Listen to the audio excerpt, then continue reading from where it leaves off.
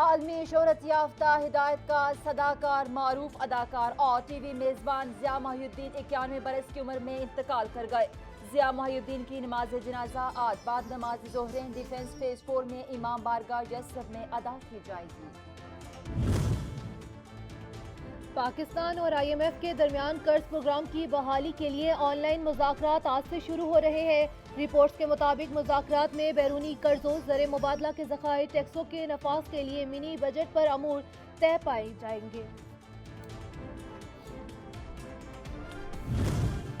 जो है वो सारे जो है वो अदालतों तक जाने को हैं और उसके जो खिलाफ केसेस हैं उसमें भी फैसले आने को हैं। यही वजह है कि वो कभी असम्बलियाँ तोड़ता है, कभी इस्लामाबाद पे हमले करता है और चाहता ये है हुकूमत जो है वो ख़त्म हो जाए, कि ये जो प्रोसेस उसके खिलाफ है ये किसी तरह से सबोताज हो जाए। माली और इखलाकी करप्शन में मुलविस इमरान खान अपने खिलाफ तहकीकात से खौफजदा है। कभी असम्बलियाँ तोड़ने हैं तो कभी अवाम को एहतजाज पर उकसाते हैं। वजीर दाखिला राना सनाउल्लाह ने प्रेस कॉन्फ्रेंस में इमरान खान के खिलाफ चार्जशीट पेश कर दी। कहा, मुल्क को डिफॉल्ट देखने की साजिश करने वाला जान चुका है कि मईशत जल्द बहाल हो जाएगी।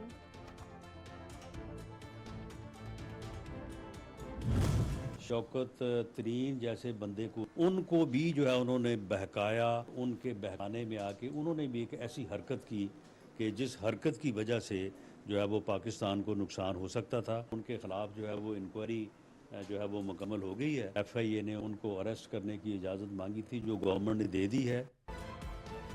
शौकत तरीन ने इमरान खान के कहने पर मईशत को तबाही से दो चार किया। IMF से मामलात खराब करवाए, नताज भुगतना होंगे। वज़ीर दाखिला राना सनाउल्लाह ने बता दिया। कहते हैं FIA को तहकीकात की तकमील तक साबिक वज़ीर खजाना की गिरफ्तारी की इजाजत दे दी। शेख रशीद भी झूठे इल्जामात लगाने का मजा चख रहे हैं।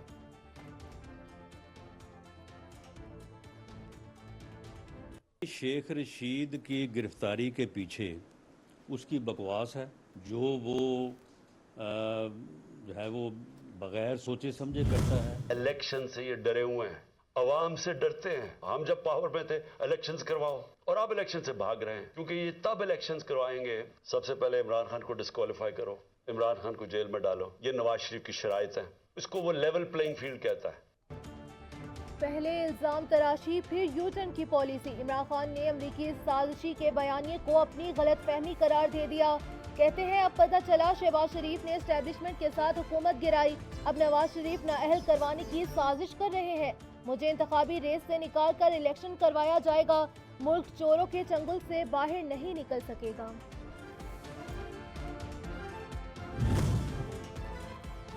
इमरान खान को किसी साजिश नहीं, आईन और कानून के एन मुताबिक निकाला गया। इसके अपने अरकान ने भी PDM का साथ दिया। मरियम नवाज की घन गरज। कहा, नवाज शरीफ ने जमहूरी बालादस्ती के लिए कुर्बानियां दी, नताइज भुगते, सजाएं पाई। मुकदमात अब भी चल रहे हैं। इलेक्शन करवाना कमीशन का काम है, हमने तैयारियां शुरू कर दी हैं।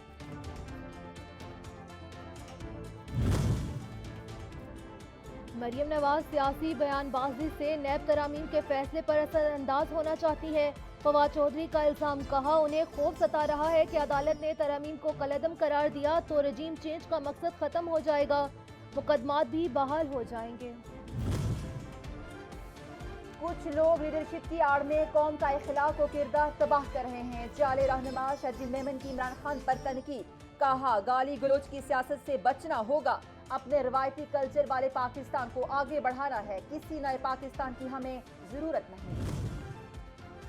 हर गुजरता दिन इमरान खान की मकबूलियत में इजाफा कर रहा है। इंतखाबी मुहिम शुरू हो गई तो मुखालफिन को अपनी हैसियत दिखाई देगी।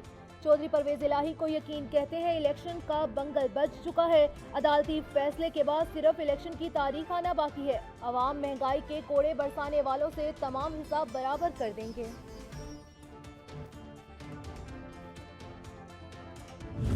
इंशाअल्लाह ताला ये ज़िमनी जो इलेक्शन जो है ये मैं समझता हूँ कि एक रेफरेंडम है और लोग जो इमरान खान से इसके साथ मोहब्बत का जो उनका इजहार है, और ये अब ये भागे ना। हमने तो पहले भी कहा था कि हल्का 62 की स्कूटनी की भी कल कागजात नामजदगी मंजूर हुए हैं, आज 60 के भी मंजूर हुए हैं।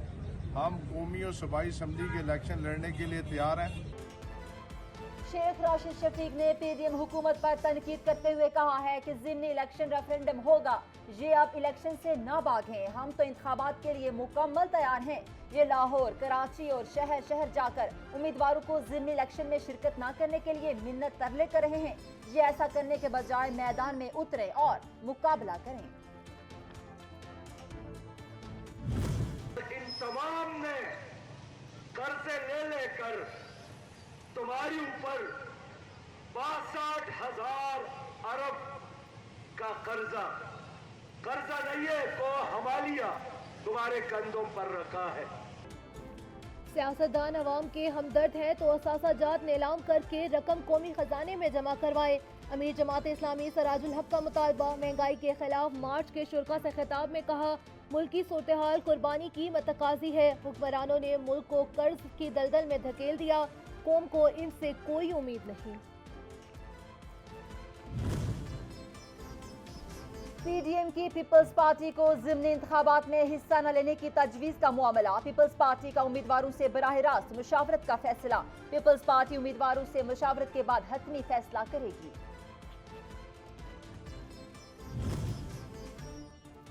सुप्रीम कोर्ट ने सहाफ़ी अरशद शरीफ कत्ल अज खुद नोटिस केस आज समाअत के लिए मुकर्रर कर दिया।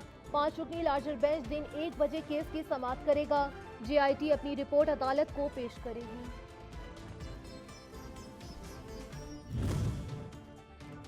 इस्लामाबाद हाई कोर्ट में रेंटल पावर केसेस में साबिक वज़ीर खजाना शौकत और राजा परवेज अशरफ की बरियत के खिलाफ नैब अपीलें 4 अप्रैल को समाअत के लिए मुकर्रर। चीफ जस्टिस आमिर फारूक और जस्टिस सरदार एजाज इसाक खान समाअत करेंगे। ज़लज़ला मुतासरीन के लिए इमदादी सामान लेकर एक और तैयारा तुर्किया चला गया।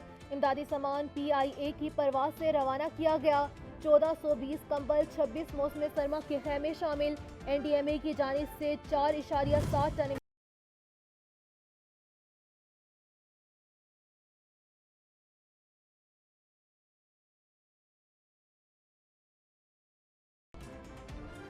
IMF की शराइत पर अमल दरामद। काबीना ने तवानाई सर्कल रेट मैनेजमेंट प्लान की मंजूरी दे दी। जून तक घरेलू सार्फिन की बिजली 7 रुपए फी यूनिट महंगी होगी। 73 अरब वसूल किए जाएंगे। 2023 में बरामदी शोबे और ज़राअत पर सब्सिडी खत्म की जाएगी। 65 अरब रुपए रिकवर होंगे।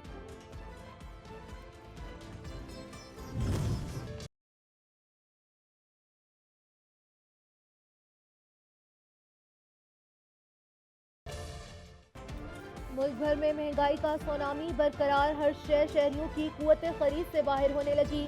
प्याज और पेट्रोल की कीमतें तकरीबन बराबर हो गई। 1 किलो प्याज 250 रुपए किलो में दस्तयाब। सब्जी, दाल, चावल, चीनी का हाल भी कुछ मुख्तलिफ नहीं। गोश्त, अंडे, दूध, दही, घी, तेल भी महंगा हो गया।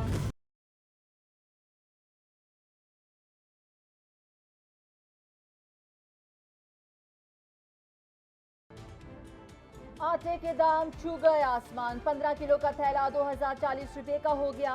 चक्की का आटा 170 रुपए फी किलो में दस्तयाब। इंतजामिया ने कीमतें कम करने के ऐलान पर इक्तफा कर लिया। सूरत हाल पर फ्लोर मिल मालिकान ने कल से मुल्क की हड़ताल का ऐलान कर दिया।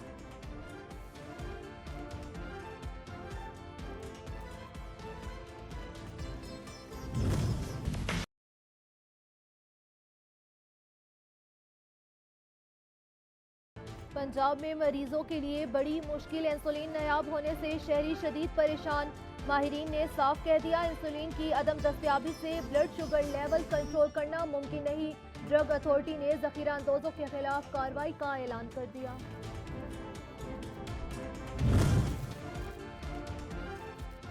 डॉलर और एलसीज न खुलने का रोना। दवासाज कंपनियों ने तमाम अद्वियात की कीमतों में 38% इजाफे का ऐलान कर दिया।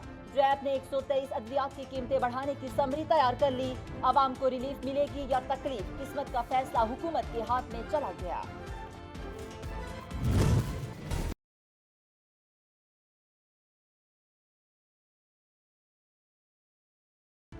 मुर्गी VIP हो गई। कराची, लाहौर, पेशावर और कोयटा समेत मुख्तलिफ शहरों में मुर्गी जमीन पर, कीमत आसमान पर। जिंदा ब्रायलर की कीमत 450 रुपए, जबकि साफी ब्रायलर गोश्त की कीमत 650 रुपए किलो तक जा पहुंची।